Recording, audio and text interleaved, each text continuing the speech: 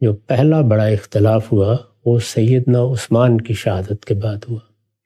سیدنا عثمان جو قاعدہ اس وقت موجود تھا اس کے مطابق مسلمانوں کے حکمران منتخب ہوئے تھے، امرہم شورا بینہم کے اصول پر ہوئے تھے۔ سیدنا عمر نے جن لوگوں کو ذمہ داری دی تھی کہ وہ بیٹھ کے فیصلہ کریں، انہی لوگوں نے فیصلہ کیا تھا۔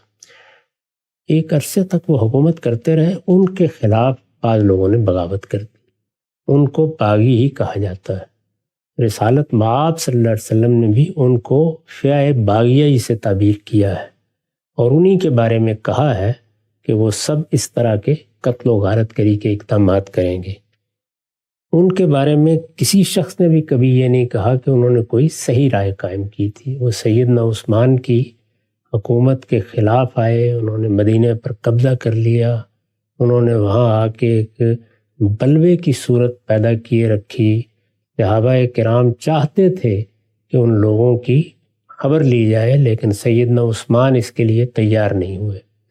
انہوں نے فرمایا کہ میں اپنی ذات کے لیے خون نہیں بہنے دوں گا، یہاں تک کہ وہ شہید ہو گئے۔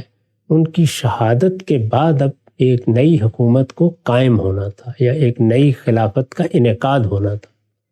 وہ انعقاد جس طریقے سے ہوا اس کو بعض لوگوں نے قبول نہیں کیا۔ یہ صورتحال ہے۔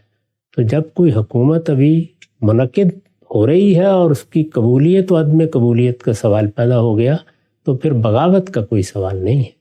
پھر تو اصل میں ایک معاملہ ایسا ہے کہ جس کو نزاع کی صورت میں اب طے ہونا ہے۔ اور یہاں یہ نہیں ہے کہ سیدنا معاویہ نے یہ کہا تھا کہ میں مسلمانوں کا حکمران ہو گیا ہوں۔ وہ تو یہ کہہ رہے تھے کہ یہ لوگ جنہوں نے آپ کا انتخاب کیا ہے یہ وہی لوگ ہیں جو بلوا کر کے آئے ہیں، انہی لوگوں میں قاتلین موجود ہیں، ان کو آپ ہمارے حوالے کریں یا ان کو کیفر کردار تک پہنچائیں، اس کے بعد ہم آپ کی حکومت کو تسلیم کریں گے۔ تو یہ حکومت کو یا اس کے انعقاد کو تسلیم کرنے نہ کرنے کی بحث ہے۔ اس میں یوں نہیں ہے کہ ایک فریق یہ کہہ رہا ہے کہ میری حکومت ہے اور دوسرا کہہ رہا ہے کہ میری حکومت ہے۔ بالکل یہی صورتحال سیدنا حسین کے معاملے میں ہوئی۔ انہوں نے بھی یہ نہیں کیا کہ یزید کی حکومت تسلیم کی ہوئی تھی، وہ اس میں اٹھے اور انہوں نے بغاوت کر دی۔ نہیں، جب ان سے تقاضا کیا گیا تو انہوں نے اس فیصلے کو قبول کرنے سے انکار کر دیا، وہ بیعت کرنے کے لیے تیار نہیں ہوئے۔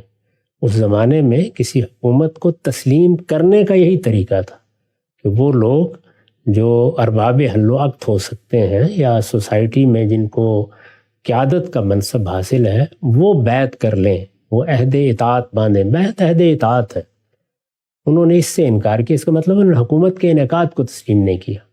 ابھی وہ اس کو زیر غور رکھے ہوئے تھے۔ وہاں بھی یہ نہیں ہے کہ ایک فریق نے کہا کہ میری حکومت ہے اور دوسرے نے کہا میری حکومت ہے، یعنی ایک فریق نے اپنی حکومت کا انعقاد کا اعلان کر دیا اور دوسرے نے اس کو بھی قبول نہیں کیا۔ تو یہ ایک بالکل مختلف صورتحال ہے، اس میں دو گروہوں کے اٹھنے کا کوئی سوال نہیں۔ ٹھیک، اچھا پھر غام صاحب یہ بات چلیں سمجھ میں آ گئی۔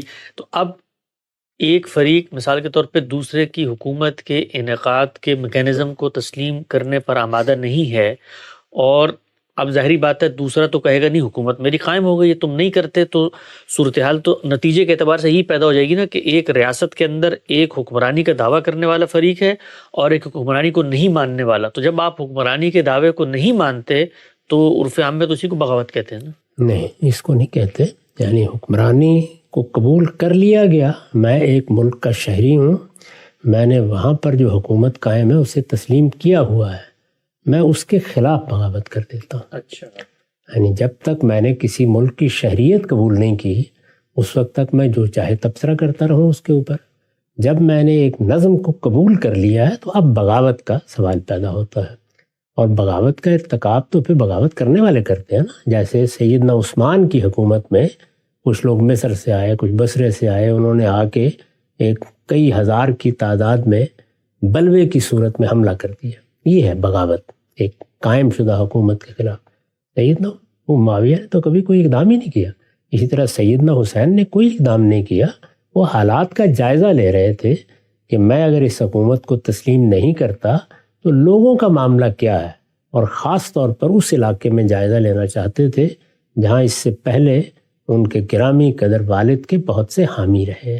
تو یہ جائزہ لینے کا عمل تھا۔ یہی وجہ ہے کہ جب وہ صورتحال پیدا ہوئی تو انہوں نے 3 شکلیں لوگوں کے سامنے رکھ دیں۔ اس کو اس طرح نہیں دیکھنا چاہیے، سیدنا معاویہ نے کسی قسم کی بغاوت نہیں کی۔